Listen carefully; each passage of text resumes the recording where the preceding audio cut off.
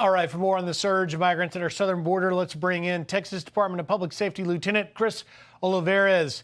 Lieutenant, let's have you first react to what you saw on that video as hundreds of migrants, mostly adult males, and I'm told mostly Venezuelans, which means they can't be sent back, charged your razor fence barrier there. Well, Griff, good morning. Of course, just watching that video, it's a very powerful video, those images. It really shows, the situation that our state troopers, our National Guard soldiers, Border Patrol agents are dealing with on a daily basis that many situations that the American people are unaware of.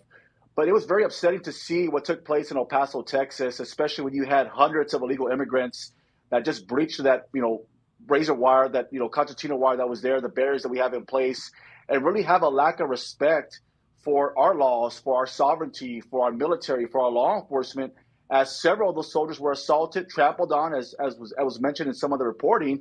But it really shows a lack of respect for the situation and the laws that we have in place. And of course, we were able to arrest one illegal immigrant from Venezuela for assaulting one of our soldiers. And we are still looking, we are working with Border Patrol, and we are still looking at filing more charges and potentially more arrests on some of those individuals involved. But it all goes back, Griff, the federal government continues to advocate, their responsibility to secure the border, and they continue to reward criminal behavior. And that's why we see this drive, this determination by some of these illegal immigrants to get across the border at whatever cost. If that means assaulting a soldier or a law enforcement officer or a Border Patrol agent, they will do that to get across the border because they know the end result is they will be rewarded, they will be incentivized, and they will be released to the country. LT, yesterday at the White House press briefing, Karine Jean-Pierre was asked about this. Here's what she said. Listen. Has the president seen that dramatic video of migrants surging past National Guardsmen in Texas and in El Paso? I mean, look, I have not spoken to the president about that video.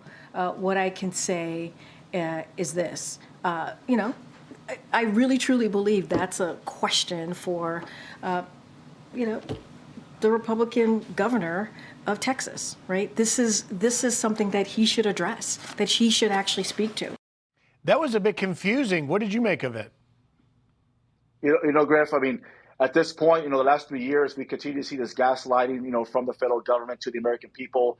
They continue to deflect and blame Texas. And then that's a perfect example, blaming Governor Abbott for what happened in El Paso. The fact of the matter is that we have been addressing this issue for the last 3 years with Operation Lone Star.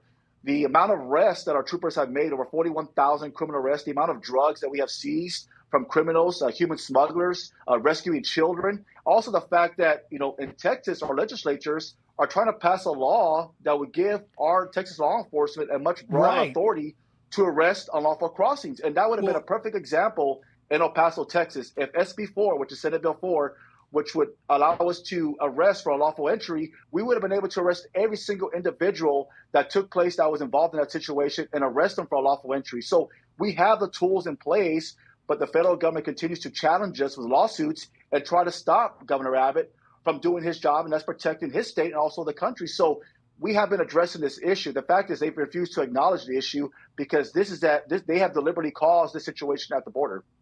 Well, and that was really my question. I was very fascinated to hear you describe how it would have been different. Now, lastly, in the last 30 seconds I've got with you, what is the timeline of when Texas would possibly be able to do more on your own to try and secure the border?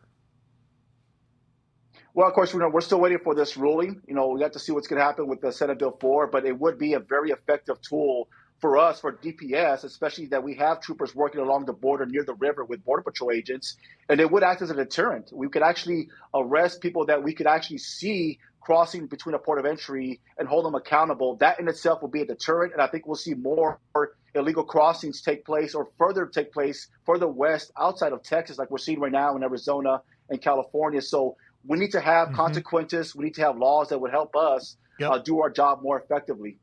Texas DPS Lieutenant Chris Olivares. Thank you, Lieutenant.